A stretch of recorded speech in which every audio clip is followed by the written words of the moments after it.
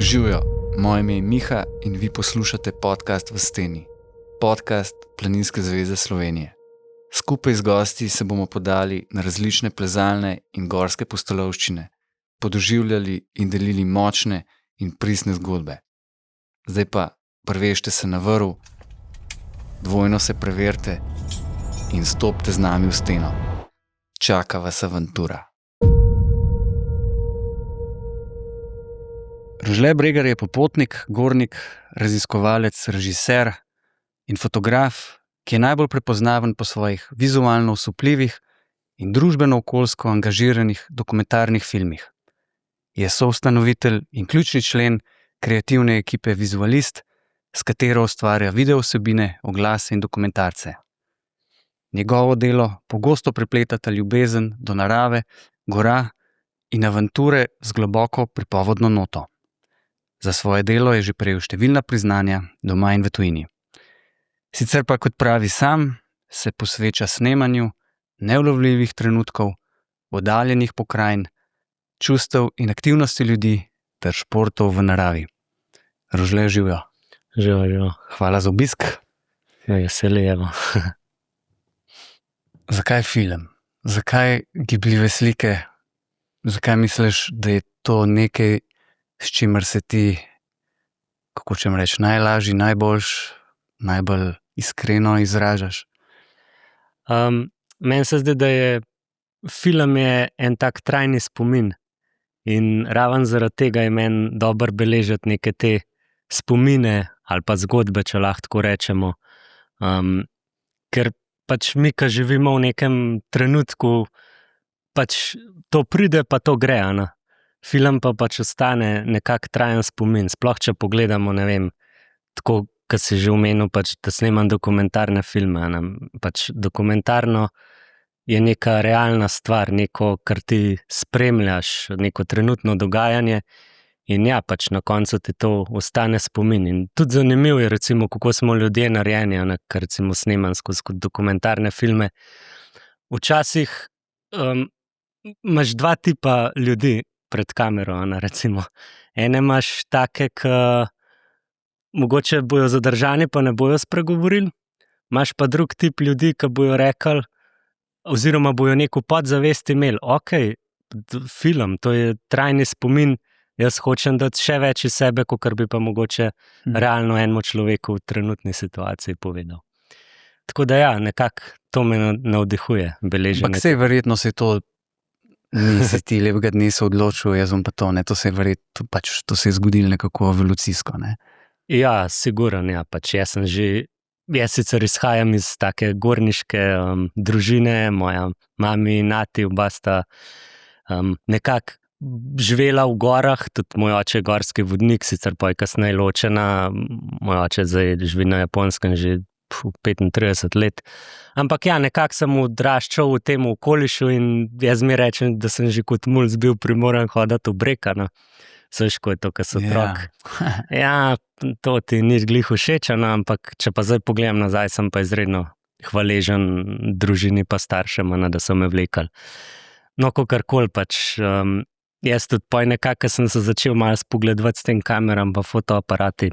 Že kot otrok sem imel eno tako videokamerco, pa sem jo vlekel v hribe, pa sem kar malo snemal, takrat so bile še na te kasetke kamere.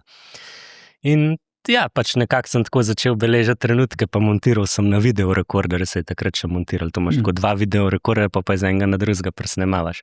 Tako da sem že kot otrok eksperimentiral in pač mi je bilo to všeč.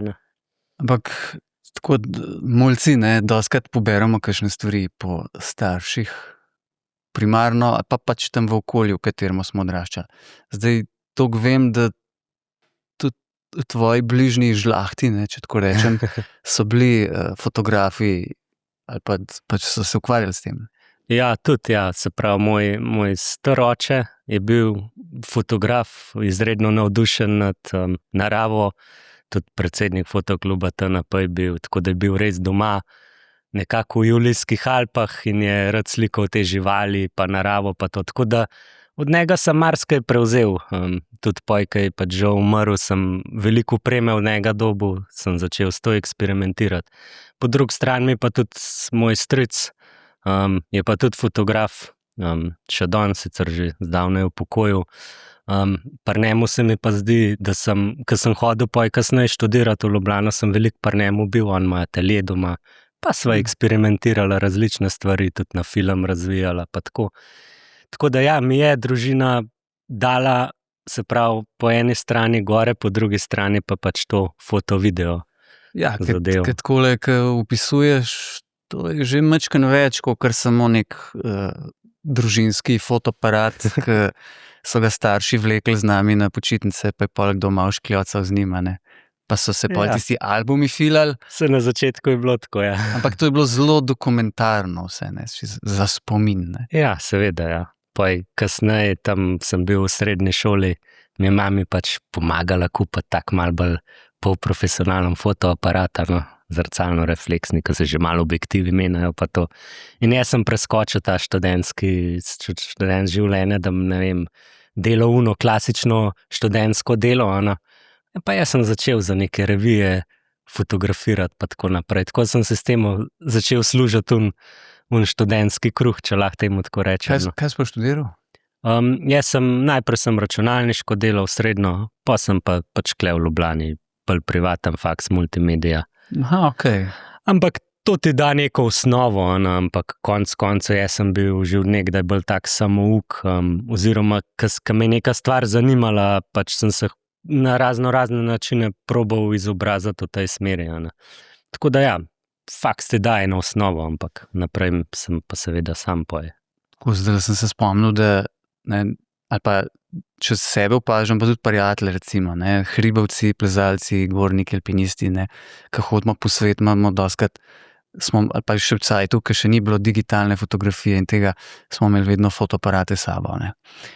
In tudi jaz sem imel nek Canon, ki je bil pač sposoben marsičesa, ampak na koncu je bil knof tam obrnen na avto in sem pač škljocal, In se mi zares ni dal kaj preveč poglabljati v neke bolj poglobljene možnosti, kar pač ti s fotoaparati ponujajo, Ker ti očitno si pa to mogel dosti hitro notpast pa preučevati stvari. Seveda, s časom začneš eksperimentirati, pa pač ugotoviš, da je mogoče tudi one funkcije, ki so ročne, da ti ponujajo več, Tako da se pa v njih avtomatsko daš na kraj.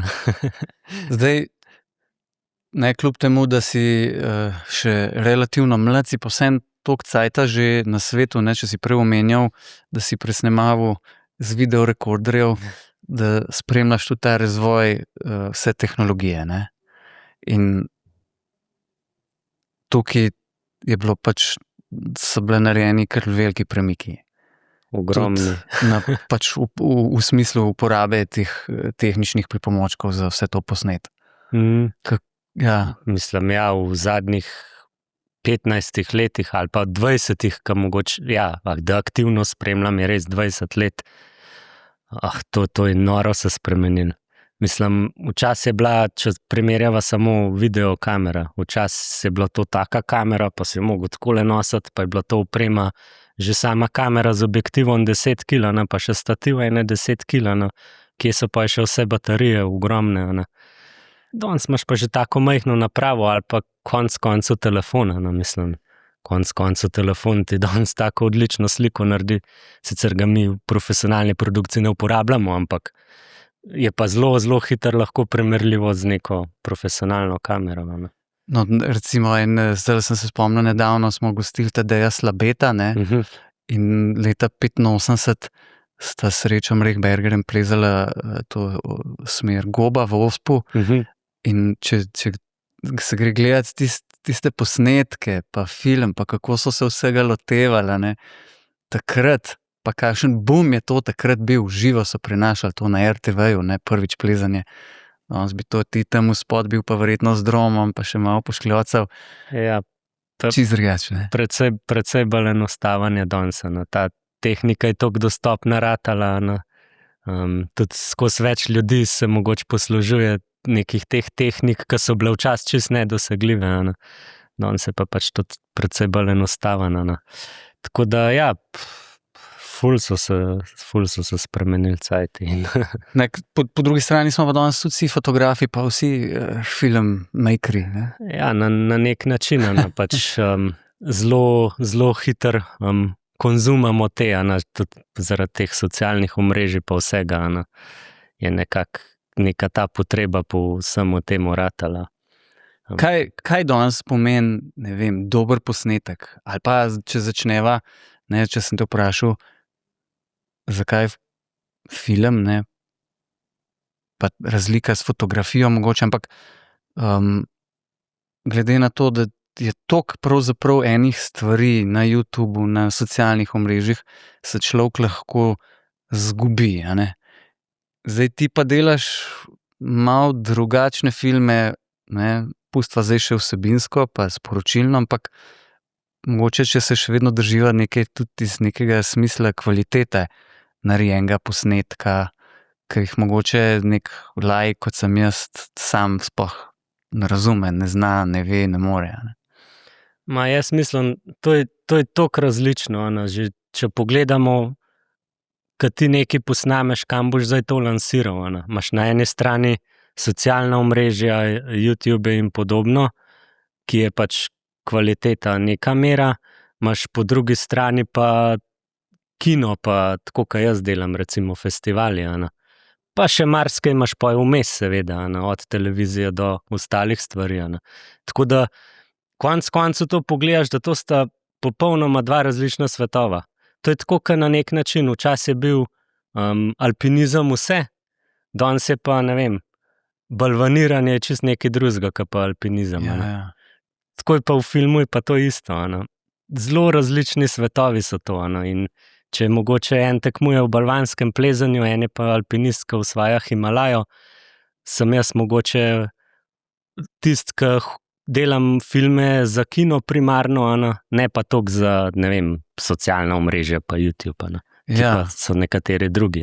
Ker recimo s tem, glede na to, koliko si aktiven in potuješ po različnih koncih sveta, bi te lahko verjetno tudi zanesel bolj v nekega youtuberja, recimo. Pa verjetno bi tudi tam uspel, sicer ne vem, čisto kaj to pomeni.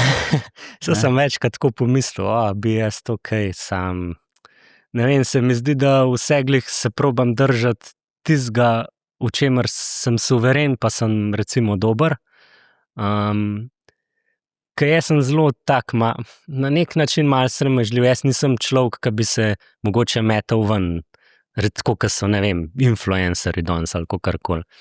Jaz sem v seglih malo bolj probam biti stric iz ozadja, če lahko temu tako rečem. In meni je zelo tako neroden, da recimo sam sebe tam snemal, pa neke vloge delal za YouTube. Ja. Mogoče nisem človek za to, enostavno. Ker očitno na drugi strani pa mora biti neki prostor tudi, pa sej očitno je, že glede na to, že samo če hodimo v Sloveniji na filmski festival gorniškega filma, pa si tam človek malo vzame, pa si vidi, koliko je kvalitetnih filmov, mogoče tudi kaj na televiziji, ne vem, National Geographic ali pač te neke produkcije, ki so malo močnejše na višji ravni. Skratka, še vedno je povpraševanje in je za tovrstni material, če tako rečem. In očitno se tudi ceni to, še vedno. Ja, jaz mislim, da se. Saj, če pogledamo že 100 let nazaj, kako smo dobili prve nekako v kino te stvari, iz tam to izhaja. Pač trend se je spremenil, ampak se mi zdi, da danes si še zmeraj vzamejo ljudje čas na nek način za kino. Pač to je vsem je to malo drugačna izkušnja, kot doma pred televizijo ali pa doma prek računalnikom ali pa telefonom. In tudi po drugi strani so to drugačne vsebine na nek način. Film je le toliko drugačen, da ti na nek način prisilaš človeka, da si bo vzel 1 uro pa pol časa pa pač to pogledal. YouTube je pa čisto nekaj drugega, se vemo, kdaj scrollamo pa tako naprej. Ja, tudi se mi zdi, da je tisti okus, ko greš recimo iz kina ali pa če doma to gledaš, pa ti film nekaj pusti, ali pa nekaj, ki je krajše, ne, v človeku pusti čist druge stvari, ne, druge občutke. Ja, pa tudi se mi zdi konec koncev, film je neka, tako kot sem prej govoril, v nekih trajnih spominih. Film si boš ti precej, če bo dober ali pa kakršen koli pač bo, če bo pustil v tebi vzbudil neka čustva in da si ga boš ti zapomnil pojena. Se pravi, film je na nek način, ga ne boš pozabil kar v naslednji minuti. Bojo mogoče v filmu govorili še nadaljnjih 10 let, če tako pogledaš. Tudi, ne vem, kakšnih mojih filmov se spominjajo še z 10 let nazaj. Če imaš pa recimo neko komercialno zadevo ali pa nekaj, ki boš tam na socialnih omrežjih poskrolal, boš še na naslednji minuti po vsej verjetnosti pozabil sploh kva zgledal. Ja. In to je ta bistvo in to je to v bistvu, kar mene tudi na nek način vleče, da probaš v človeku nekako spodbuditi nek zanimanje, posledično pa je čustvo in da pač se ljudje tako zapomnejo. Pa misliš, da je s filmom se da toliko bolj prodreti z neko zgodbo, pa tudi z nekaj vizualnimi učinki, z vsem, kar film ponuja, kakor če primerjaš s fotografijo, ki je lahko tudi ima super karkoli že, ne, pa super narejena. Je pač film toliko močnejši danes, da je mogoče, glede na to, da si tudi fotograf in to odličen, ne, da mogoče fotografija kot taka je malo ostaja ali pa postaja ob strani. Ja, saj, če že čisto enostavno matematično pogledamo, fotografija je pač ena sličica, film jih ima pa približno 25 v sekundi, pa če to raztegneš na eno uro, veš, koliko sličic boš videl oziroma koliko več bo prišlo v človeka. In ti siguren že zaradi tega je en tak močnejše orodje, ki bo pač človeku to bolj v spominu ostalo. Precej več te napolne. A pa je kvalitetna fotografija danes vseeno še cenjena? Ja, je, ampak skozi manj. Saj že odkar so prišli te dostopni fotoaparati, pa to, kar naenkrat je ogromno ljudi ratalo pač fotografov, in se je pač ta nivo, vse skupaj se je toliko znižal, da so te, ki so bili mogoče, ne vem, profesionalni fotografi ali pa to, so nekako kar padali ven, že na nek način padali ven iz delovnih mest, če lahko tako rečem. In ja, ta splošna populacija, glih zaradi te dostopnosti, je zasenčila dejansko profesionalce. Ampak na drugi strani, film je pa le bolj kompleksna stvar. Ok, se lahko ena oseba naredi vse, ampak to v profi filmski produkciji vemo, da pač je precej več ljudi zadaj. In klej pa v bistvu ta plus zaenkrat, da vsem, če hočeš ful kvalitetno narediti, rabaš več ljudi zadaj. Tako da ne more glih vsak, ki se v zmislu za nekaj naredi. Konec koncev pa seveda najbolj je pa pač pomembna zgodba. Če sva prej govorila o fotografiji, ja, z eno fotografijo že lahko ustvariš neko zgodbo, ampak se jo bo vsak človek, vsak gledalec, ki bo to fotografijo gledal, si bo mogoče svojo zgodbo ustvaril. Ka pa gleda film, mu pa nekako ti narekuješ čim bolj zgodbo, tako kot je realna, ta prava, oziroma tako, kot si jo ti zamislil. Ja, tako če pomislim, recimo v Sloveniji, ki je pač relativno majhna dežela, to z nekimi specifikami, ne. Nisi edini, ki se tudi s neko filmsko produkcijo ukvarja, ali pa se je ukvarjal, saj ne dalj časa. Zdaj, tebi je pa uspel iti malo izven te zgolj slovenske, pa ne mislim slabega, ampak pač omejenosti, pač objektivnih omejitev, mislim tukaj, ker si predstavljam, da v neki Ameriki, ki je 300 milijonov ali ne koliko ljudi, je mogoče lažji, ali pa tudi ne, ampak skratka, Slovenija je majhna. In da ti je uspel z vsem tem, kar si že naredil, ker pač tudi prejel si številne priznanja, delal si z ne vem, BBC, National Geographic, tako za enega laika so to tam neke ikone na tem področju, ali pa ki si želiš, recimo. Ne. Ja, to je bila moja nekak želja oziroma vizija, da probam, da nisem glih glaven na vas, no, zato se grdo sliši, ker jaz pač se nočem samo hvaliti, ampak hotel sem prodreti izven tega, ne. Se pravi, če rečem, ne vem, ok, najprej probajmo v Sloveniji doseči, kar se da na temu, kar se jaz želim, ne. Poj pa pač ta želja, že kot ko sem začel snemati, sem se rekel, jaz bi enkrat za BBC delal, ne. No, evo, pa se mi je poj uresničila ta želja, ne. Ampak da prideš do tja, ne, to je zajeban, pa moraš imeti en kup sreče, ne. Ja, no, Drugače je nemogoče. Poleg tega moraš pa, do določene mere nivo znati delati, moraš biti na nek način dober, ne. Tako da kar se stojino tiče, sem jaz imel pač ful ene sreče v življenju, pač itak veliko delam gor na severu, je malo daljša zgodba v ozadju, ko sem do tja prišel, ampak recimo BBC je bila sreča, ki mi je odprl vrata, ko je bil čas korone, pa pač niso mogli njihove ekipe priti, pa so mene zvohali tule v Sloveniji, pa pač sem začel delati, pa smo se toliko povezali s producenti, da sem šel še marsikam drugam snemati. Ja, ok, reči sreča. Nekaj brez sreče v življenju ne gre, ne, sploh. Ampak, da bi človek pa vse samo polagal na neko srečo, ne, je pa tudi mogoče malo naivno, če tako rečem, ne. Ker si omenil, sej verjetno na BBC-ju te ne bi zaznali, če ne bi imel za sabo že nekih ne, prehojenih filmov, ne, če tako rečem. Ja, pač v teh stvareh moraš itak vztrajati, pa pač vse, kar probaš narediti, tudi probaš na nivoju narediti, zaradi tega, da nekako tvoji izdelki govorijo sami zase, ne, in da nekako mogoče sami od sebe ratajo prepoznavni in zaradi tega te pač tudi drugi opazijo, ne. Jaz se nekako skozi te izdelke promoviram, ne. Pa si kdaj tudi kaj naredil, mogoče ni bilo čisto sprejet, ali pa tole pa ti je kakšen naročnik rekel?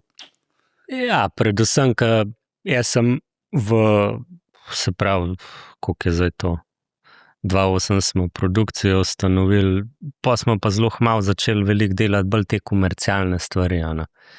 In se veš, ko je pri TV oglasih, to agencija, naročnik, to nikoli ne bo zadovoljen, ne. Zato sem se pa v eni fazi rekel, tudi zelo naporen je, zelo psihološko je težko in tam imaš veliko unih odbijajočih stvari, ki ti rečejo, tole pa ni dobro, ne. Ampak zdaj ali rečejo samo zaradi tega, ker pač morajo to reči, ali rečejo zato, ker res ni dobro, ne. In pokaj sem ratal sit vsega tega, sicer zato grdo sliši, ne, smo nekako probali malo bolj prodreti v ta dokumentaren svet, tako da zdaj zadnja leta 2/3 projektov, ki jih delam, so zgolj dokumentarne narave, predvsem dolgometražni filmi in tam si pa nekako sam svoj šef, sam svoj avtor in narediš tako, kot je pač tebi všeč, ne, in tule načeloma nimaš nobenega nad sabo, razen publike, ne. Ja. Publika je pa pač tista, na premieri se boš najbolj tresel, a bo v redu sprejet film ali ne, ki ga prvič javnosti pokažeš, ne, ampak saj veš, ko je, zmer se najdejo kakšni, ki jim ni všeč, kakšni, ki jim je, pač vsake oči imajo svojega malarja, ne, se. Tako si predstavljam, da ti narediš recimo nek film, pa ga doma pokažeš, ne, 3 najbližjim, recimo, ne, na pamet govorim, pa vsi rečejo, to je noro, sam verjetno doma niso čisto objektivni, ne. Ja, čeprav moja žena je ona zelo direktno pove, tole pač ni dobro, ne. To je fajn. In to je dobro, ne. Negativna kritika je zmeraj najboljša kritika, ne. Tudi, ko mi filme recimo delamo, ko smo v procesu montaže, mi zmeraj v posameznih fazah dajemo testni publiki, ne vem, damo 10 za pogledati, daj skritiziraj, kar se da, ne. Ker tako lahko izboljšaš in vidiš, če je več ljudi skritiziralo eno stvar na neki točki, pomeni tam nekaj ne štima, ne. Ja. Tako No, to seveda, rešuješ. sej brez tega ni napredka, ne. Seveda ne, ne. Tako se največ naučiš, ne, tudi. Ja. Zdaj si pa predstavljam, da ti je dokumentarni film tudi bližje, zato ker si v osnovi tak tip človeka, ne. Outdoor, popotnik, ne, plezalec in tako naprej. Ja, jaz že od nekdaj, jaz sem v rosnih mojih letih sem športno plezal, tekmoval v športnem plezanju, pa sem si pa v srednji šoli roko zlomil, sem imel kompliciran zlom roke, obe kostikle. In takrat je tudi bolj profesionalno, takrat sem nekako zamenjal šport za kamero. In na začetku, ker jaz sem bil domač v plezanju pa v hribih, sem ful tega fotografiral pa snemal. Tako da mi je že od nekdaj bilo priraseno gor, oziroma že od nekdaj sem imel rad, da beležim oziroma snemam te outdoor stvari, pa naravo, pa tako.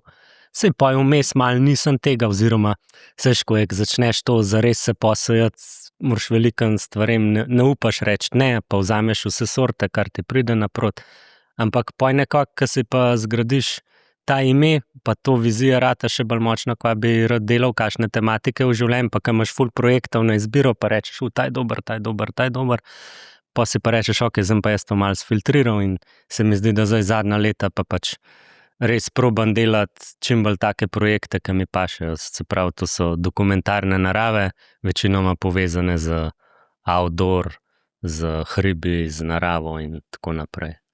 Koliko pa je pravzaprav, ne vem, najkrat, ko enkrat greš na nek mednarodni prostor, si predstavljam tudi na tem področju, ne, pač ne boš edini, ne, da bo nekaj konkurence, ne, in tudi, ne vem, a je treba tekmovati za neko pozornost pri nekih teh večjih playerjih, če tako grdo rečem. Kakšen je pa ta svet, mogoče malo, če bolj pogledava izven Slovenije, na nekem bolj globalni shemi, no?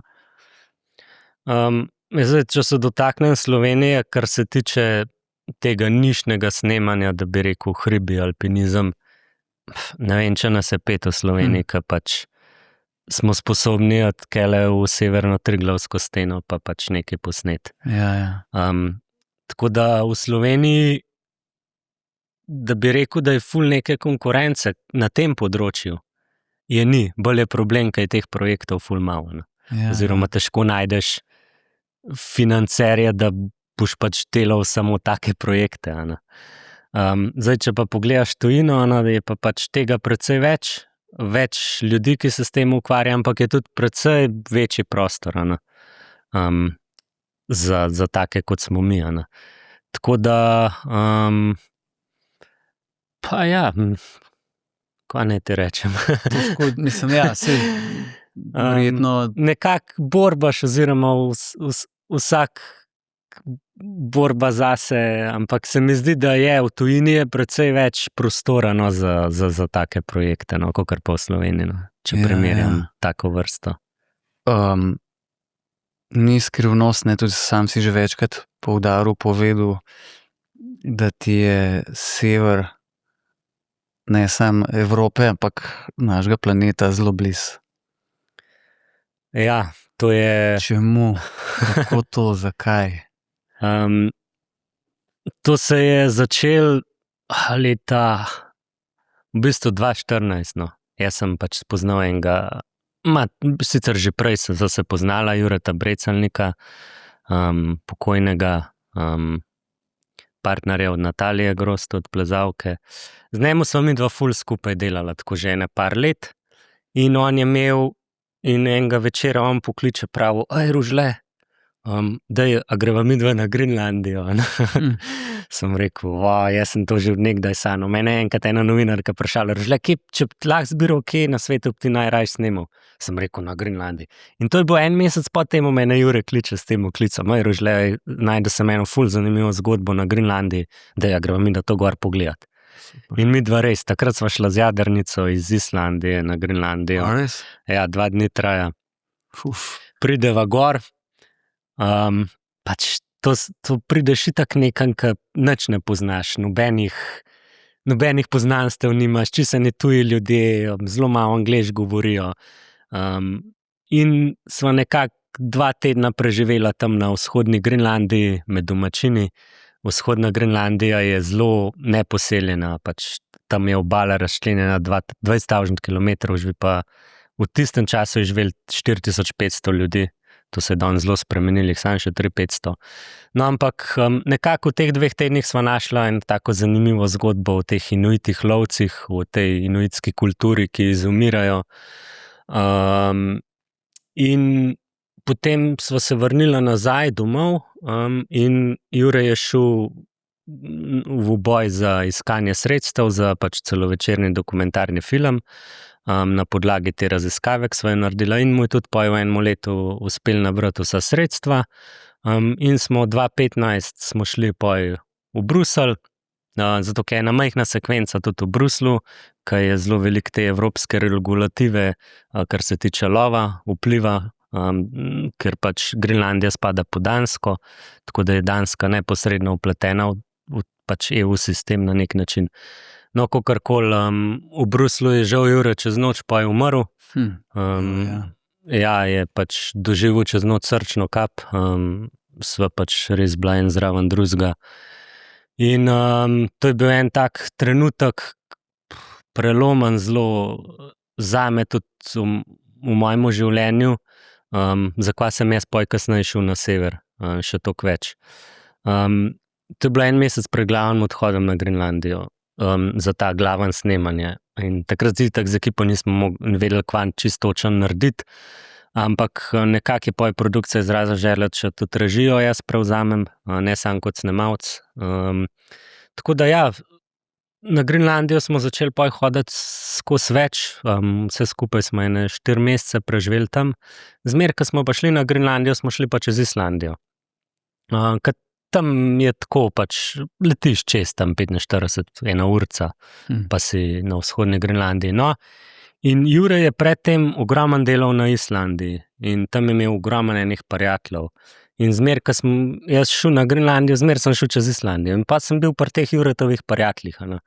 In mi smo se to toliko spoznali, toliko smo se dobro pobondali, da sem se jaz kasneje začel na Islandijo ful veliko vračati.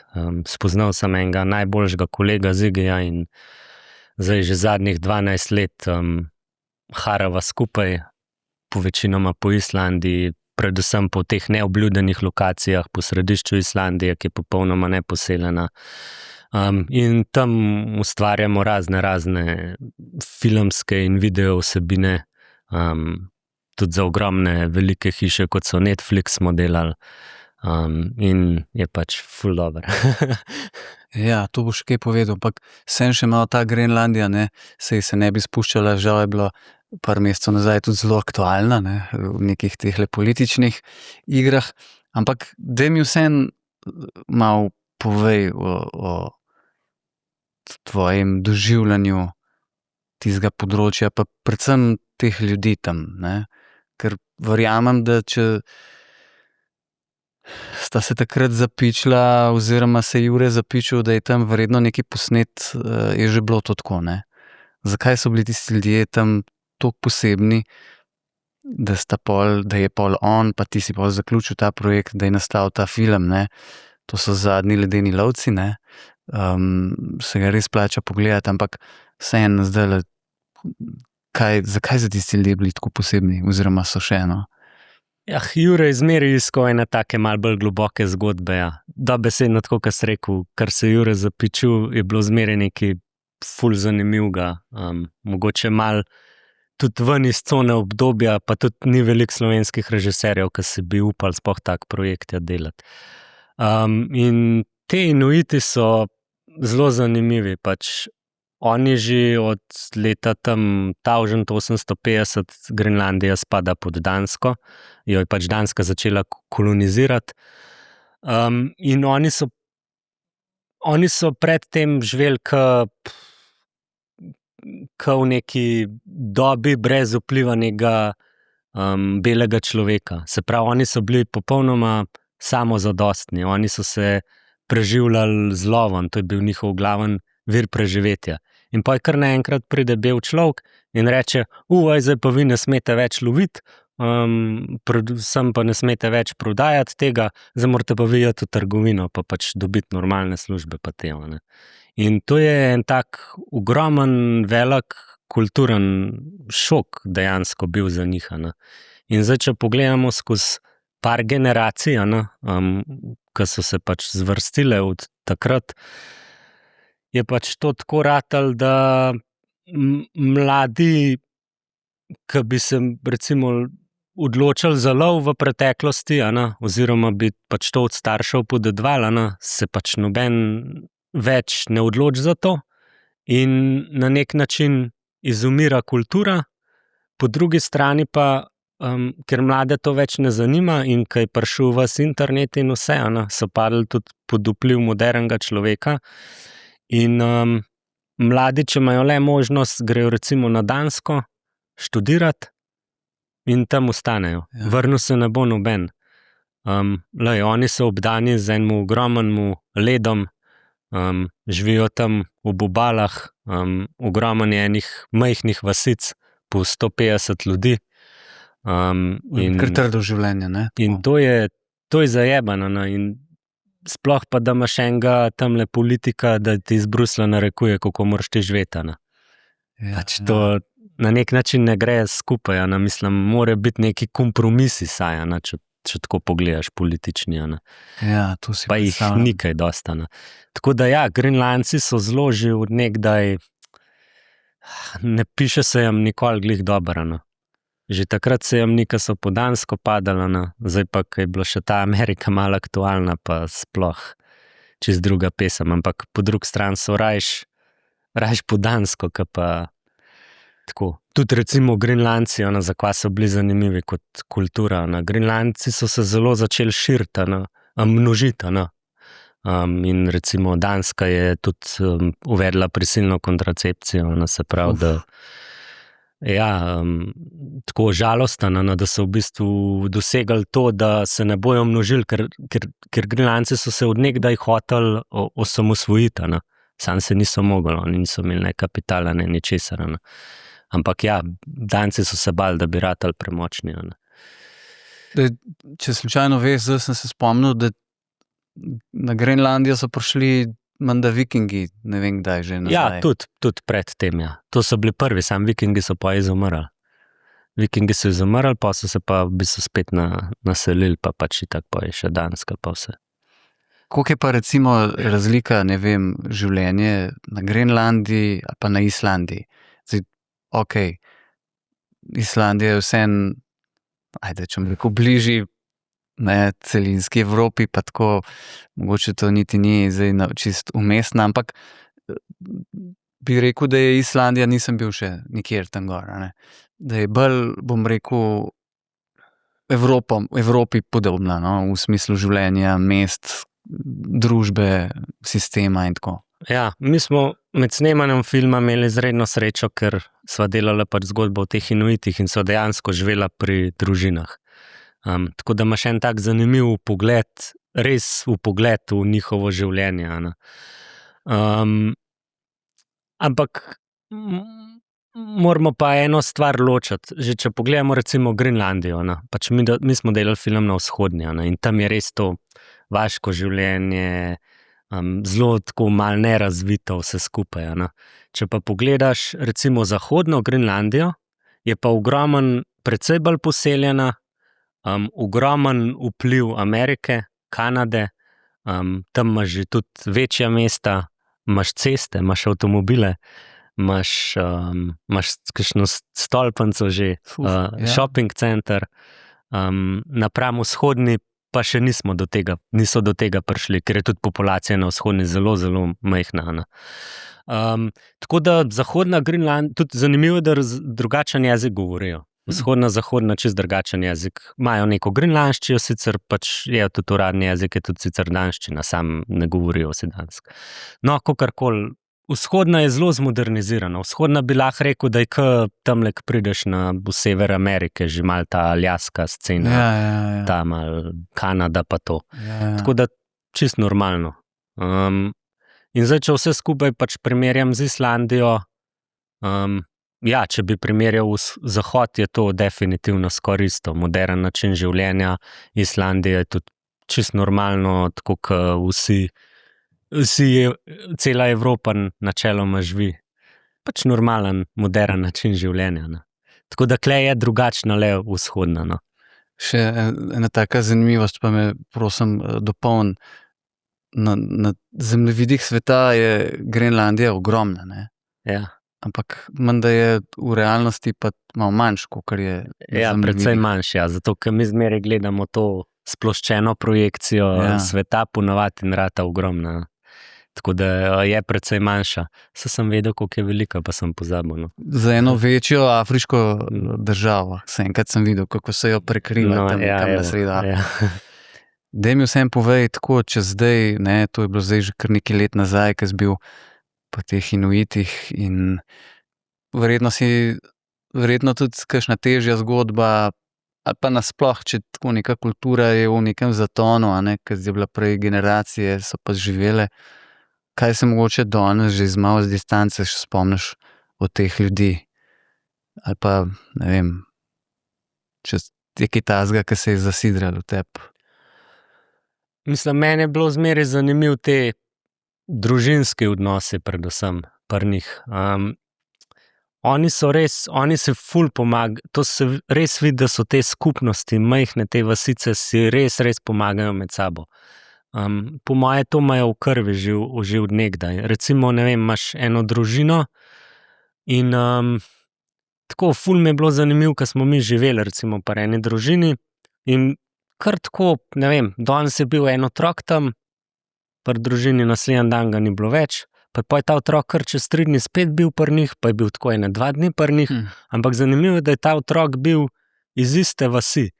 In zanimivo je bilo to, da ko je recimo neka družina v nekem danem trenutku mogoče premožna, recimo, da ima meso, da lahko je, da pride kar nekdo drug, nek otrok iz neke druge družine in je del te družine postane. Lepo.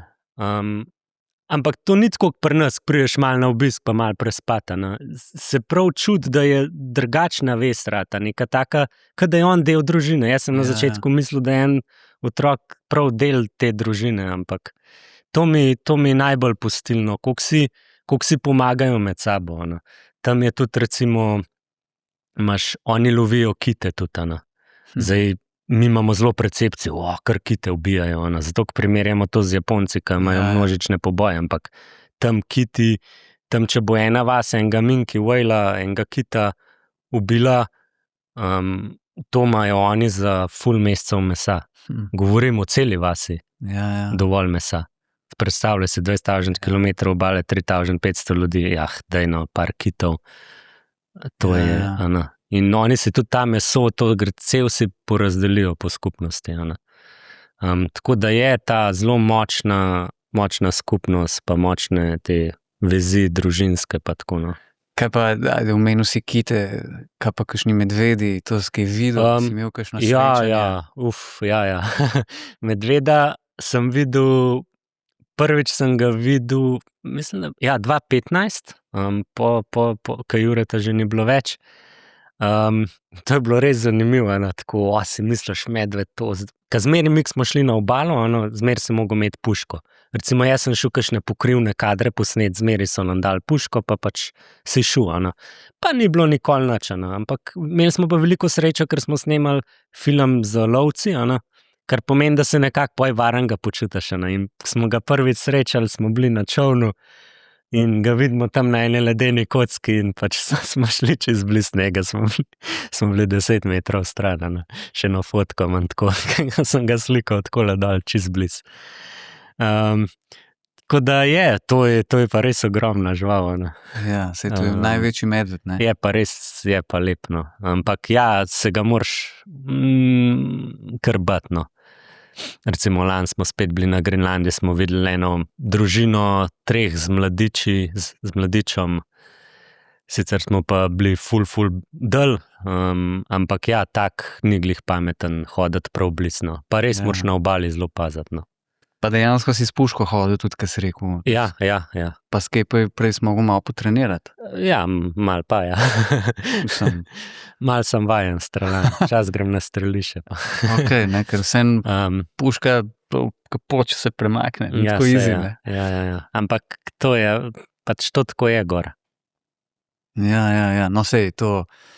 Sej so še kakšni alpinisti včasih govorili, so še odpravo, kakšen kos orožja vzeli. Ja, sigurno. Iz teh polarnega kroga je pa to je znano, da je praksa. Ne, da se, Čeprav se ne predstavljam, če pa se mogo tam soočati iz oči. ja, falit ne smeš, ne, če je Ja, žival bog ne da. ranjena, je lahko taka še bolj. Še bolj Zdaj pa veliko si pa snemal tudi po Islandiji, pa različni projekti, ne? Različne športe si pokrival, daj mi malo povej, kaj si vse tam delal. Ali pa še delaš, no? Tam je ogromno enih zanimivih stvari, predvsem, ker pač mi delamo v tem islandskem višavju, namreč Islandija je otok sred oceana, ne, in to je poseljeno večinoma po obali, tudi glavna cesta gre ob obali. V notranjosti pa bolj kot ne ni nič. Da prideš do notranjosti, ponavadi greš s takimi super GP-jem, oni reče, to so predelani avti, ki je guma visoka toliko, kaj jaz skoraj da ne. In s tem pač potuješ po tej puščavi tega vulkanskega peska po večini, taka črn pesek je. Pozimi pa to je ena taka bela Sahara, namreč Islandija nima gozdov, to je dobesedno res, kaj je ena puščava. Tudi recimo Islandci zmeraj rečejo, če so 3 drevesa, to je za njih že gosta. No. Tako da ja, ni pač, vemo, da je to vulkanski otok in zaradi tega je pač taka sestava otoka na splošno. No. Tako da potuješ po teh središčih in avto ti na nek način je tvoj base camp, če lahko temu tako rečem. Je tvoj bazen tabor, ki ti nudi zavetje pred vsemi temi krutimi vremenskimi razmerami, namreč ta otok sred tega oceana ima močen vpliv, ima vreme, ogromno enega vetra je, po večini skozi piha, pozimi zelo mrzlo. Recimo moj prijatelj Zigi je bil že na Antarktik, na Everestu, je rekel, taga mraza, ki je na Islandiji, ga pač ni nikjer doživel. Pač to je res mraz, recimo meni je 1 leto celo prst pomrznil točkovno, ampak se pa je sreč rešil, je bil že kar črn. Tako da moraš kar merkati, ni hecano. Tako da delamo različne stvari od dokumentarnih projektov, večinoma nekaj povezan z naravo, outdoor vsebine, ogromno delamo za neke outdoor brande, ampak večinoma delamo neke take zgodbe, mogoče neke outdoor take content projekte, ki jih pa oni za promocijo uporabljajo. Pa razne dokumentarne stvari, od tega, da pač delamo samo neke posamezne šote, delali smo, ne vem, za Netflix, delali smo za National Geographic, ogromno sem delal za finsko Discovery, je pa vse vezan ja, na to središče. No. Zdaj, veliko si pa snemal tudi doma, oziroma pač malo bližji, ne, domu, pa na področju, kako čem reči, rek. Ne. A se je začel prvi film, je bil na Savi, in potem so sledili še drugi filmi, ki so bili tudi povezani ja, z rekami, če tako rečem. Mi smo leta 2016 smo zagnali eno organizacijo, ki se reče Balkan River Defense, in s to organizacijo smo šli takrat za 45 dni po Balkanu, tako da prvi film je nastal na balkanskih rekah. In sicer v tistem obdobju so na Balkanu hoteli narediti, je bilo planiranih 2700 jezov, kar je tako enormna številka. Ne. Sicer zdaj navaden človek si mogoče ne predstavlja, pač sej rabimo štrom pa to, ne, ampak ni čist temu tako. Ne. Pač ti zelo v nič nekako biodiverziteto, uničiti pokrajino, te akumulacije pač so zelo slabe za prostor, za ribe, za nasplošno živali. Vemo, da so iz zgodovine poznamo že ogromno poplavljenih vasi, ki so pač posledično bile poplavljene, ker so se jezovi naredili. Poleg tega, da so jezovi že marsikaj popustili, poznamo zgodbe iz Italije. Tako da nekako naša organizacija je bila proti tej gradnji jezov in takrat smo naredili ta prvi film po balkanskih rekah, z glavno tematiko reke Vjose. Reka Vjosa je v Albaniji in to je bila še zadnja večja nezajezena reka v Evropi. Ostale večje reke smo vse zajezili v Evropi. In mi smo takrat nekako borbali, da bi se pač ustanovil takrat tam nacionalen park, pa ogromno teh protestov smo imeli, se družili s temi lokalci, imeli razne dogodke in tako naprej. In tudi ko je film bil narejen, ta film je ful zaokrožil po celi Evropi, sploh pa v Balkanu. In dokumentarni film je en tak dober orodje za ozaveščanje ljudi in tudi takrat je sprožil ta kolesje, da je ogromno ljudi sploh zvedel, zakaj so jezovi slabi, ker prej niso vedeli, ali pa sploh niso vedeli, da je mogoče v njihovem sosednjem kraju načrtovan jesen. In takrat so se začeli ljudje pogovarjati med sabo, lokalci, in nekako začeli nasprotovati temu. In tudi zaradi tega je bilo zanimivo, da je mogoče naš film je na nek način dosegel tudi to, da so 2 leti nazaj potem to reko Vjoso razglasili za nacionalni park in še danes ni jezu, pa so že temeljne vse začeli delati takrat za jez. Tako da, ja, to je bil prvi, pa smo pa delali še podobno zgodbo na Savi. Na Savi je tudi bilo planiranih, še vedno je par jezov dodatnih, poleg teh obstoječih, ki že so, in če bi še teh par naredili, tam dol v Mokricah je sploh zelo znano, da hoče vsak cajt zgraditi, ampak Sava že tako na pol teče prosto tekoče, če bi pa še vse zajezili, pa bi imeli pa sama jezera po cel Sav do Hrvaške meje. Ja. Tako da nekako probamo ozaveščati, to. Zdaj delamo z isto ekipo še zgodbo v Soči. Soča je bolj zgodovinska tema, ki so hoteli v 60-ih zajeziti zgornji del Soče, 61-metrski jez pri Napoleonovem mostu pri Kobaridu, ki bi zalil kompleten katarakt, ta najlepši del Soče, pa ena velika akumulacija jez, ki preteče Boka noter, bi zalil kompletno to zgornjo Bovško kotlino. Eni načrti so bili celo, da bi bila čist do Bovca gor akumulacija. Vas čez Soča bi bila popolnoma potopljena. No, in takrat so se najdali eni modeli, ki so pa to pravno rešili, tako da zdaj malo prek njih to, študentje so bili takrat, malo prek njih delamo to zgodbo. Mora biti tako, kar si rekel dol z Albanijo, zato rekel, da se je pač razglasil narodni park, pa ohranila pač ta prvobitnost reke.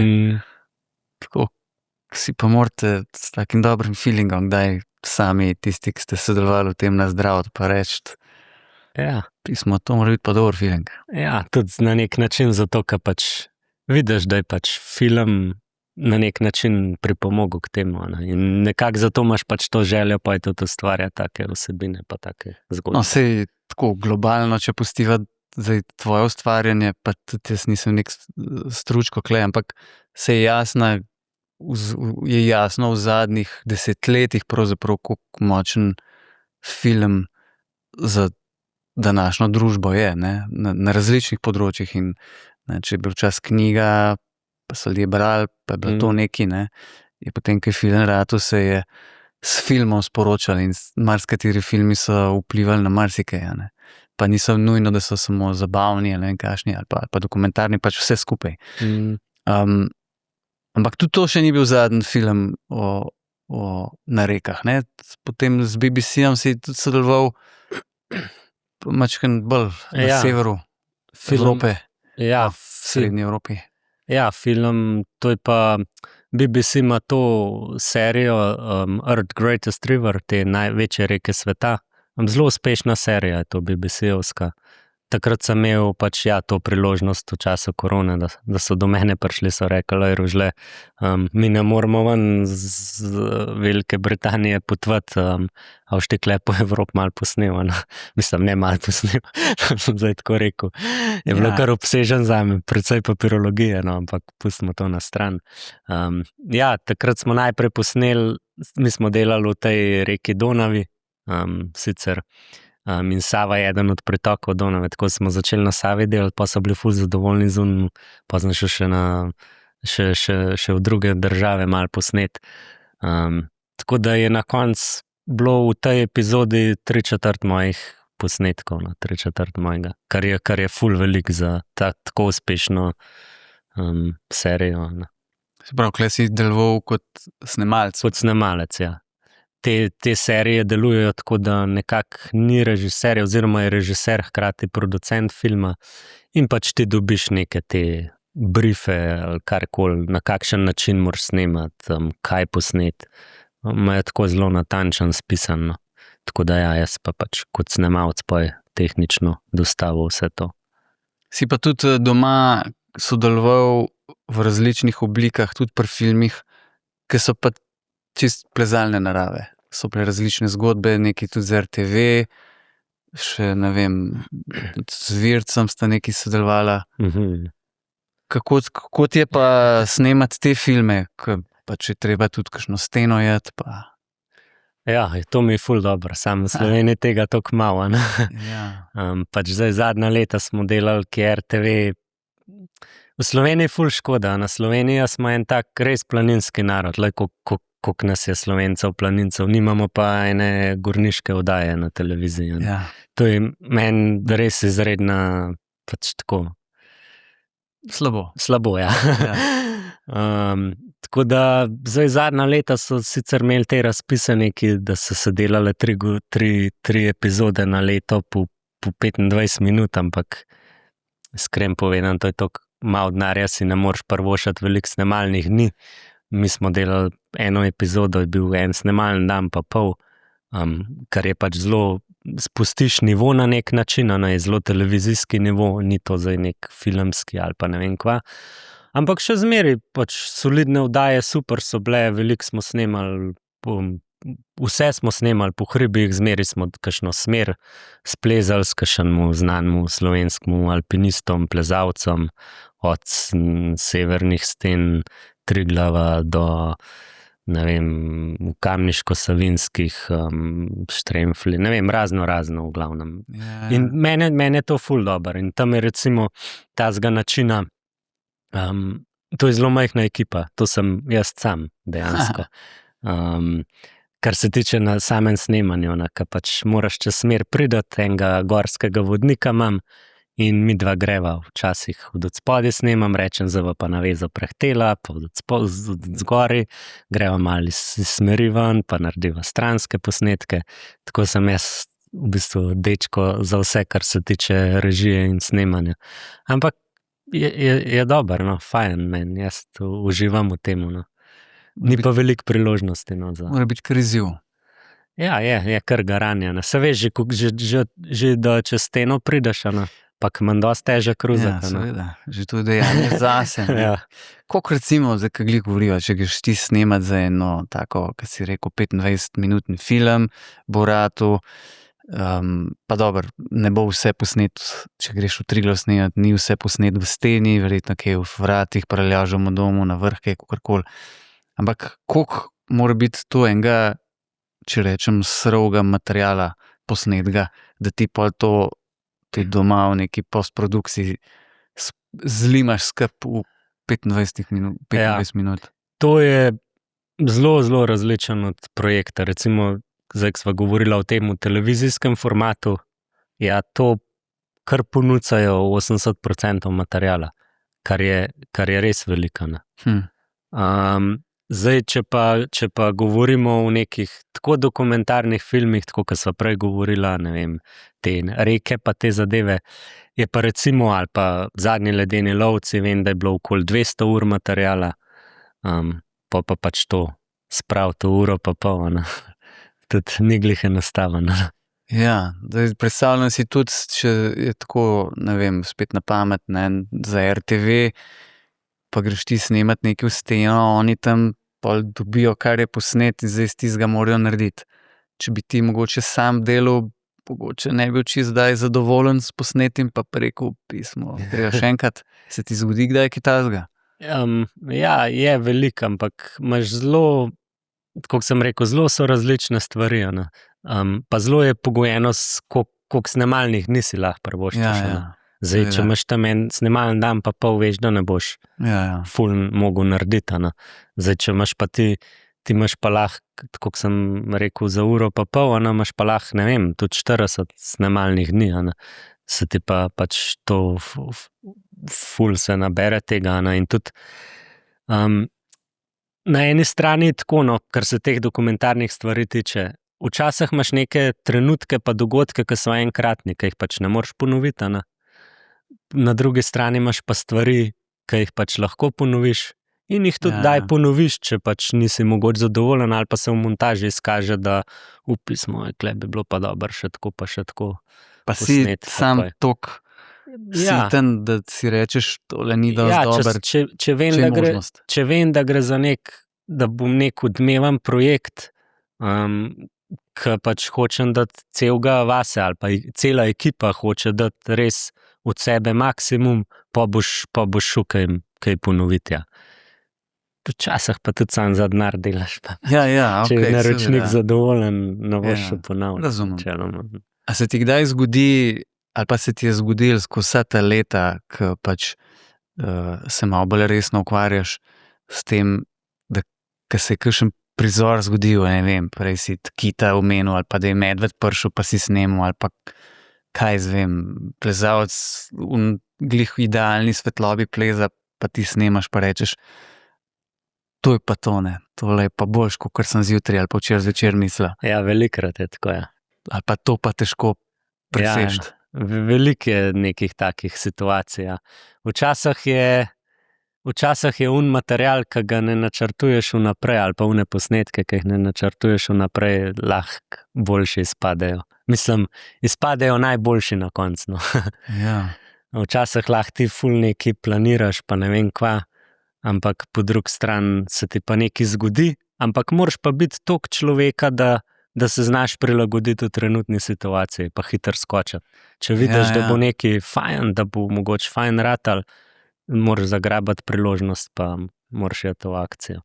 Tega je kar veliko, moram reči, da. Kolikrat pa, ne vem, pa veš, da bo, ali pa loviš, ne vem, sončni vzhod, ne, pa imaš glih 2 minute, ke sonce ven izide, ali pa sončni zahod, ke zaide, ali pa ne vem, kakšna situacija, ki je vezana na nek moment, ne. Ja.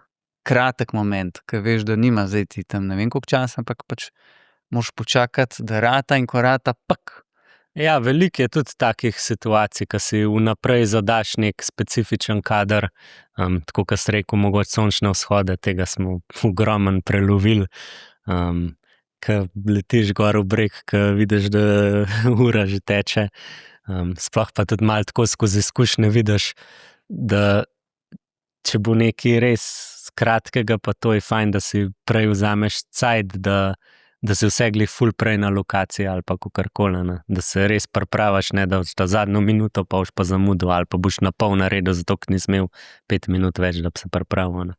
Veliko načrtujemo to, no, mislim, sploh svetlobo jaz ogromno, če je malo bolj resen projekt, tako da ni dokumentaren observacijske narave pomeni, da greš zelo za, ne vem, če imaš nekega protagonista v filmu, da se zelo prepustiš toku, pa ne veš čisto točno, kaj se bo zgodilo, ne.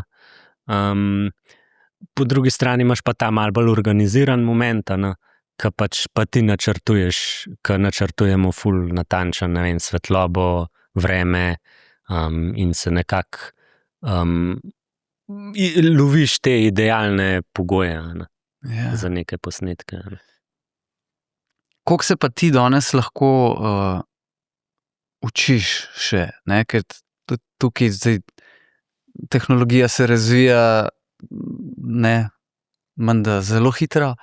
Verjetno so tudi na tem področju kakšne novitete skozi, ne vem, koliko je vse tale AI, ki vpliva na izdelavo filmov.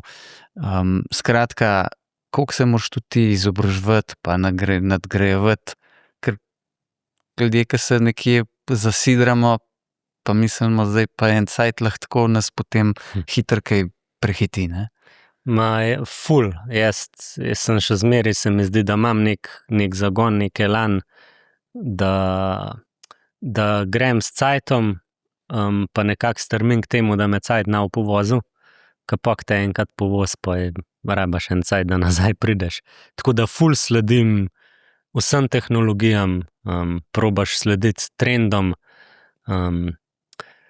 in ni pa enostavno, zato ker te tehnologije, trendi, to se mi zdi, da kar eksponentno vse narašča, no, in je včasih kar težko, no. Sploh zato, ker sem na dostih področjih tudi, pač, ja, sej 90% se jaz ukvarjam, sem pač kot direktor fotografije, snemalec, ampak kar nekaj pa tudi montiram, in tudi v montaži, tako kot se omenil, ja, od AI pa tega naprej, ker zelo nerad slišam od tega, ampak sej umetna inteligenca na nek način je zanimivo orodje, oziroma je dober orodje, če ga izkoristiš, ali pa če bomo tudi mogoče v prihodnosti šli v ta pravo smer s tem. Definitivno nisem za to, da se kreirajo neke stvari iz nule, ti pa kot nekmu montažerju omogočajo, da neke stvari lahko hitreje narediš. Ne pa, da zmanipuliraš totalno sliko, to mi pa pač ni všeč. Pa se pojavljajo v tem področju, kjer ti deluješ, tudi tovrstne video vsebine? Ja, skozi več je, sploh zdaj v zadnjem letu, dveh, skozi več je tega, ampak bomo videli, kam bo to šlo. Jaz mislim, ne vem, upam, da je to nekako probali pogruntati regulirati, ampak ne vem. Mislim, drugače tako kar malo zaskrbljujoče vse skupaj. Po eni strani me tako fajn, ker jaz ene stvari lahko hitro dosežeš, ampak po drugi strani pa enemu sploh ne bo treba več posneti, pa bo nekaj zgeneriral. Ja.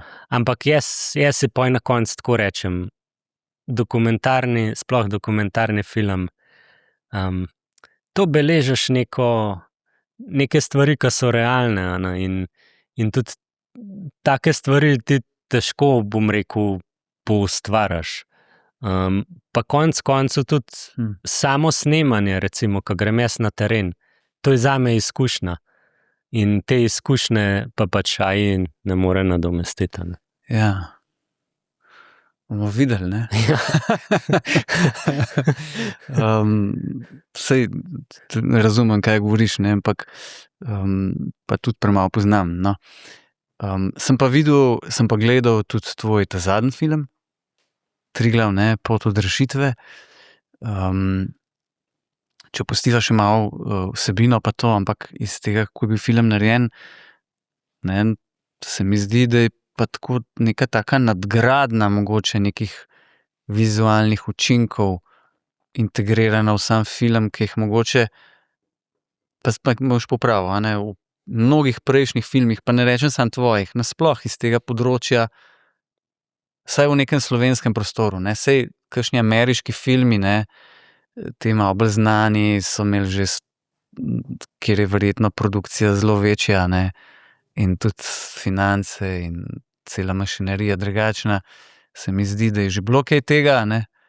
Tukaj mogoče v Evropi, pa v teh gorniških filmih nisem toliko tega opazil, ne, kako so tam oni posnetki s strelo, pa nekaj tudi mene par takih animacije in to, ne.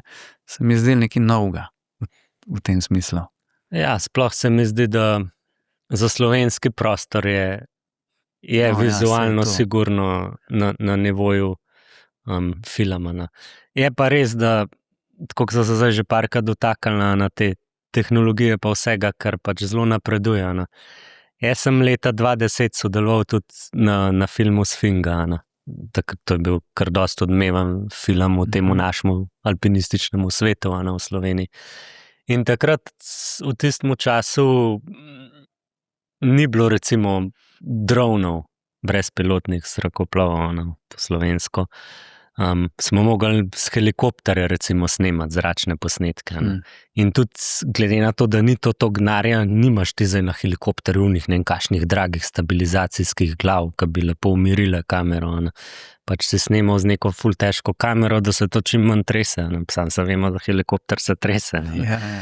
In težko si dosegel toliko kvalitetne posnetke, ki jih pa danes lahko tamle z dronom za 500 evrov, ki ga kupaš v trgovini, dosežeš. Tako da že ta tehnologija, to je toliko napredovala, da danes na ful bolj enostaven pa cenejši način lahko dosežeš enormno boljšo sliko, ki pa si jo lahko v tistih letih. Je pa kle konec koncev pač sej vsebina zgodba je še zmeraj ta glavna, ampak Zdaj sem se slučajno spomnil, če si zasledil lani jesen, ko sta dva Francoza v Himalaji splezala novo smer na Ženu. Ženu Ist, se mi zdi, iz ene strani, ki je bila stena še ne uspešno preplezana, in sta imela neko povezavo z dronom v bazi. Mogoče ni bilo čisto povsem tako, ali pa je kdo dol upravljal, ampak ona dva plezata novo smer in tem tako dron gor leti in jih slika. Ampak, kakor sem jaz razumel, nista ona dva upravljala, oziroma če sta, je bilo vnaprej programirano, da se to nekaj sledi. Tako naprej. Ja, to se vse daje od tega, da vnaprej sprogramiraš, do tega, da to lahko zelo daleč letiš, to lahko 10 km načeloma letiš. Ja. No, pa če se vrneva na tale Triglav pot od rešitve, daj mi majčkeno povej, kako je do tega filma prišlo, kako ste sploh prišli na idejo, potem tudi končno, kako se je vse skupaj zgodilo, da je na koncu smo lahko šli mi to zgodbo pogledati v kino oziroma jaz sem na film. Se pravi, mi imamo film govori o nesreči, ki se je zgodila leta 1972 na Triglavu. To je, mislim, da do danes največja nesreča, da je naenkrat toliko ljudi umrlo. Nesreča je bila pač zaradi udara strele. In našo zgodbo spremljamo skupino enih mladih, ki so med 14 pa 26 letom starosti, ki so bili iz ene vasi, ki so se takrat podali na dvodnevno turo gor na Triglav. In ko so se pač vračali nazaj iz Triglava, je zaradi 2 udarov strele umrlo takrat po 5 otrok. Tako da taka tragična zgodba, ki ni povsem bila znana širši javnosti. In sicer mi v filmu spremljamo enega protagonista Dareta, ki je hotel nekako po 50 letih, on je pač namreč preživel to nesrečo, po 50 letih spregovoriti o tej nesreči, predvsem pa se pač pogovoriti s tistimi, ki so preživeli. Namreč tista vas je takrat popolnoma zamrla, te ljudje se med sabo niso hoteli nič več pogovarjati ali pa karkoli. Bile so ogromne zamere, se veš, ko je enem staršem je pač otrok žal umrl, sosedu pa pač žal ni, mislim pa na srečo ni. In tudi vas je zelo zamrla, ljudje so se začeli kasneje izseljevati, tako ni bila prav prijetna atmosfera. In tudi recimo Dareta je pa to 50 let žrlo v sebe. On je zakopal, tako kot verjetno tudi vsak od vseh udeležencev, ki so preživeli, je zakopal to vase, pa pač so rekli, to mu držali do smrti. Dares je pa rekel, jaz bi pa rad spregovoril to, pa to dal ven iz sebe. In v filmu spremljamo, kako je on šel do nekih teh udeleženih ljudi, ki so preživeli. In to je bil en tak zelo zanimiv snemanje. Dejansko mi situacije smo predvideli vnaprej, ampak z nobenim se nismo nič zmenili. Tudi recimo Daretu, mi smo zjutraj povedali, se pravi, smo rekli, da jutri snemamo, pa ne bomo povedali kaj. No. In smo zjutraj rekli, lej, danes gremo pa do tega pa tega. No. In je bil on primoran, smo ga vrgali v vodo, zdaj pa plavi, primoran pozvoniti doma pri nekom in pač spregovoriti o tem. In zato je tudi tak, se mi zdi, taki ful pristni momenti so izpadli tako zelo nezaigrani. No, če se vrnem malo nazaj, zdaj sem malo ti vsebine povedal glih toliko, da Ja, preveč ne smemo. preveč, no, okej. Ne, prišlo je do tega filma pa tako, da je Daretova žena, ona je bila novinarka, jaz sem z njo en kup intervjujev sva imela za razne medije in je prišla enkrat do mene in je rekla, Rožle, jaz imam eno ful zanimivo zgodbo mojega moža, ki bi jo pač rad dal iz sebe, bi bil ti pripravljen, da bi vi to film naredila. No. Pa sem jaz rekel, jaz sem bil takrat ful v reklamah še, to je že ful let nazaj, to je bilo takrat, ko je bilo 40 let od te nesreče.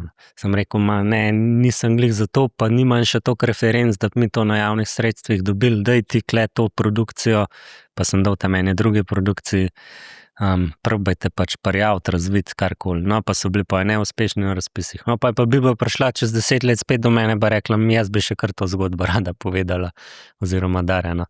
In pa smo se prijavili na filmska sredstva za te razvoje, pa poj naprej in dobili denar. Tudi Planinska zveza je dala nekaj denarja. Tako da smo nabrali poj še nekaj teh sponzorjev, da smo lahko film poj uspešno razvili. Je pa tako, ko začneš tako stvar razvijati, preden greš snemati. Pri dokumentarcu nikoli nimaš, pri takmu tipu dokumentarca nikoli nimaš detajlnega scenarija, ampak imaš samo neke smernice pa rdečo nit, kako bi rad zapeljal, pa smo se pa zelo prepustili toku. No. Tako da... In dogodkim samim. Ja. Ja, mogoče še to, no, da je jaz sem film videl in res svetujem, da se ga gre pogledati, ker je zelo močen film, ne, zelo intenziven in če se že vzven ne bo oko zatreslo, navznoter se bo pa zagotovo, no. Ker so kar težke zgodbe teh ljudi, ne, in njega, ne, ki ga omenjaš in ostalih, tako da hkrati je pa lahko film na nek način pa tudi načkam poučen, ne, saj v tem smislu, da pač je treba biti previden, ne. Ker sem so pač šli v nekem takem vremenu, pa brez kančka nekega obsojanja, ampak ne se vsi delamo kdaj takšne ne najbolj optimalne poteze po hribih v smislu neke naše ali pa varnosti in tako. In tudi iz tega stališča se mi zdi, se lahko nekaj potegne. Ne?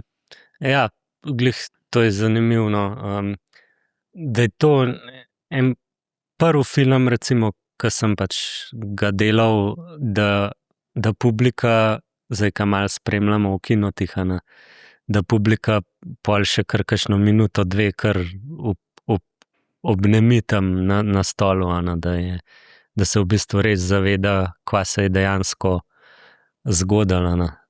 Nekako malo začne to premlevati. Ni tako, ko po filmih folk kuj ostane, pa ko igra. Ja. To mi je ful zanimivo. In ja, to je sigurno tudi posledica glavnih sporočil, ki smo jih pač v filmu dali. Zdaj, če izhajamo iz te gorniške tematike, je pač nesreče, vreme. Res je, da v tistih časih je bilo zelo težko, ni bila to recimo natančna vremenska napoved ali pa kakorkoli, pa izkušenj ni bilo. Seveda. Zdaj se nekako preko medijev, učimo v nesrečah, potem tudi v vremenu smo precej bolj izobraženi. Vemo, da tamle v Julicih, da v popoldne treskali sred poletja, da je velika verjetnost, ko se kupičijo te kumulusi. Tako da je sigurno eno od sporočil glavnih je pač to, da je obrn se, če vidiš, da je potencialno za nevarnost. Drugo je pa ta psihološko sporočilo, psihološki aspekt.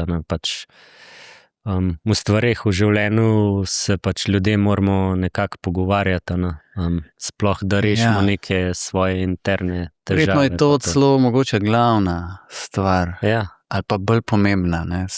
vreme se že naučiš.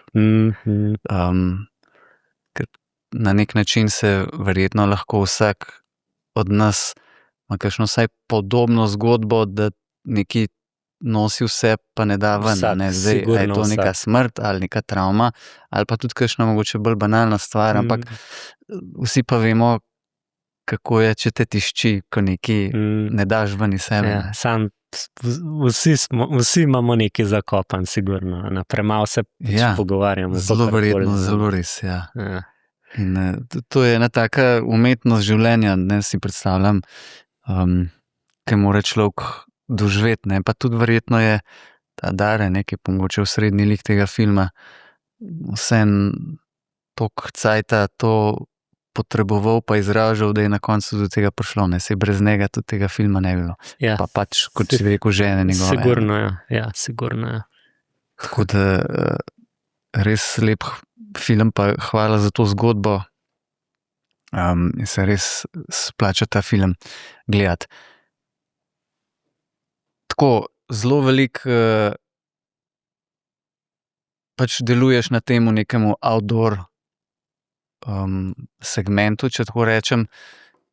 Zakaj misliš, da so te filmi danes v tele naši družbi tako pravzaprav dobro sprejeti, pa ali če rečem popularni, mogoče celo premočna beseda, ampak se tudi ne samo v Sloveniji, tudi širše se mi zdi, vse te outdoor aktivnosti so zelo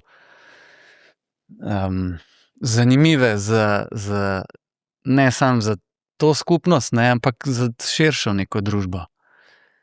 Mislim, itak človek izhaja iz narave, nekako se mi zdi, da se poistoveti s to naravo, potem skozi leta je pač človek začel nekako biti aktiven v naravi.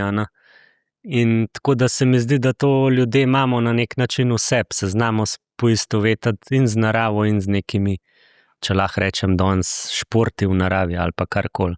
To ima vsak mal te žilce. Sploh, če pogledamo v Sloveniji, sej v Sloveniji, tako kot sva prej rekla, smo res velik planinski narod, pa se mi zdi tudi, da to še kar raste, se pravi, sploh s korono se mi zdi, da je prišlo, da so ljudje kar naenkrat vsi začeli hoditi v naravo, pa v hribe, pa konec koncev tudi socialna omrežja, kakorkoli so na nek način malo slaba, ali pa malo promovirajo mogoče ne glih v ta pravo smer, ampak po drugi strani pa ko vidiš tam enega, ki gre nekam na en hrib, pa naredi lepo fotografijo, pa jo tam objavi na Instagramu, pa si en reče, ki je bolj zapečkar, pa na kavču doma, pa si reče, pismo, jaz bi pa tudi to mogoče dosegel, pa gre, in se mi zdi, da je skozi več tega, in zato imamo radi to tematiko, in sej poj film je pa na nek način še malo več kot to, so neke zgodbe, ki se dogajajo tam v naravi ali pa povezane športi, in zato ljudje pa je to nekako, nam je kul to iti gledati. Ja. Tako da klej jaz vidim to neko, zakaj tak zanimanje mogoče za to v Sloveniji. Res pa je, da sva midva tudi zelo v tem. Mačko preveč v nekem balončku, mehurčku mogoče, ne? Ja. Ker če si skozi obkrožen z ljudmi, ki se s tem ukvarjajo, včasih pa težko je izven te perspektive. Tako nekako, ja. Ker en izmed pogledov je pa tudi ta, da danes ljudje grejo v hribe in so tudi, ali pa grejo skozi ta, bom rekel, gorski svet, ga tudi dokumentirajo, ampak ne pustijo si ga pa res doživeti ali pa zaživeti. Če me razumeš, kaj hočem reči. A si tudi ti mogoče kaj podobnega opazil, ker tvoji filmi so pa ravno to, zelo sporočilni in zelo naravnani na ta doživetveni aspekt. In ta neko doživljanje hribov narave je pa tudi verjetno prisotno danes. Ali pa ne tudi verjetno, ampak zagotovo. Ja, glih to je ta problem, zaradi tega, ker smo toliko vpleteni v ta instant socialna omrežja, ne, in veš, ko je danes pravijo, ne, če ne slikaš hrane, nisi jedel, ne, tako je pa kle isto, folk, ja, žal, sploh ne vem, kako povedati, ampak danes smo vpeti v ta sistem, ne, da moramo jo sam zato, da bomo slikco naredili, ne, ampak ne, pismo, to je narobe percepcija. Ja, se jo jaz tudi objavim, čeprav jaz veliko zamikom objavim, ampak tako, nisem da bi zaradi tega šel v hribe, sam zato, da bi objavil. Prej obratno, ampak dobro, če pustiva to na strani, ta socialna omrežja, pač film je vse glih, pri filmu ne gre za instant stvar, ampak gre za eno daljšo zadevo ali pa bolj počasno zadevo, in zato mogoče imaš ta manevrski prostor in sam pri sebi, ko to greš snemat, in na samem filmu, da si zato lahko vzameš cajt in je mogoče to, zato tudi bolj neka globja vsebina pride iz tega, ali pa sporočilo, ali pa karkoli, ali pa globje doživljanje, že samega snemanja, same narave, razmišljanja o tem. Ja, to se absolutno strinjam, ker ne nazadnje ne gre samo za to, da bi neke občutke vzbujal, ne? Ampak je veliko tudi te ozaveščenosti, ki jo pač sporočaš recimo skozi filme, pa tudi neko vedenje se širi, ne? Neko znanje, razumevanje, ne? Ker ti ne moreš, se mi zdi, spoštovati nekoga, nečesa, če saj malo ne razumeš tega ali nekaj, ne? Ne? In tudi to je ena od ključnih stvari takih filmov, ne? Ja, glih ta spoštovanje, ko si rekel, ja, pač, če spoštuješ to naravo, pa če jo spoznaš, ali pa športe v naravi, kakorkoli, šele takrat nekako to vse skupaj težo dobiti, v bistvu se tudi vidi na nekih, če lahko tako rečem, izdelkih, video, fotografijah ali pa kakorkoli. Ja, je tako. No, je pa tudi, jaz sem že z malih nog nekako, če zrastu s tem gor, imaš nekako že na pol to prirojeno, ne. Ja, in tudi se mi zdi, da tako take bolj poglobljene zgodbe, kakršnekoli že, kakor jih recimo sporočajo tudi tvoji filmi, so nujni tudi zato, ker ljudje smo malo nagnjeni malo posploševanju, pa malo olajševanju, pa zadnje čase smo bolj na izvlečke, ne, naštimani, pa na pavc, ne, ki na par sekund naredi to, ne, in že to, da ti 1 uro pozornosti nameniš nečemu, ja, ni vrag, da če zdržiš, da ne boš nekaj odnesel tega, ne. Ja, v bistvu, ja. Ja, dolgčas ti ni, ne? Niti ne. Je pa odvisen od obdobja, veš, ko je ko se takole na te razpise vezam, pa to, kar se dela tiče, no. Ja. Imaš obdobje, ki je lahko ful natrpan, imaš obdobje, ki si pa veliko fraj. Sam karkoli, ali je delo, ali je samo užitek, pač jaz sem zmeraj nek po hribah. Tako da je eno z drugim, kar je v bistvu konec koncev pač super, zdaj pa ali sem s kamero ali pa brez, čeprav sem zelo malokrat tudi, če grem zase, imam zmeraj fotoaparat s sabo. Ja, in praviš, da tvoje slike in tvoji videozapisi povejo več kot 1000 beseda. 1000 besed pravijo. Če bi ti pa vseeno še dal možnost za kakšno misel, bi se ti kaj utrnilo po temle pogovoru, ki sva ga imela, bi še kaj dodal? Kaj pa vem. Ne vem, jaz sam mislim, da pač jaz zmeraj rečem, da je narava moja učiteljica. In nekako, tako sva rekla, če jo spoštuješ ali pa če ti je všeč, te bo dobro sprejela pa marsikaj naučila. In nekako, tako kot tudi skozi filme, želim prenašati to misel, to, kar me je ona naučila naprej, da je nekako neke dobre stvari ali pa zanimive stvari v njej, zgodbe in ja. Prav konkretne misli glih nimam. Je bila ta zelo lepa in hvala za to. Hvala, ker si vzel čas. Ja, hvala. Časa mogoče nimaš toliko, kot si mogoče kdo domišlja in veliko sreče pri novih idejah, čim več ugodnih rezultatov na razpisih, pa čim več filmov, ne? No, evo, hvala. Hvala tebi. Delamo še naprej. Super, hvala.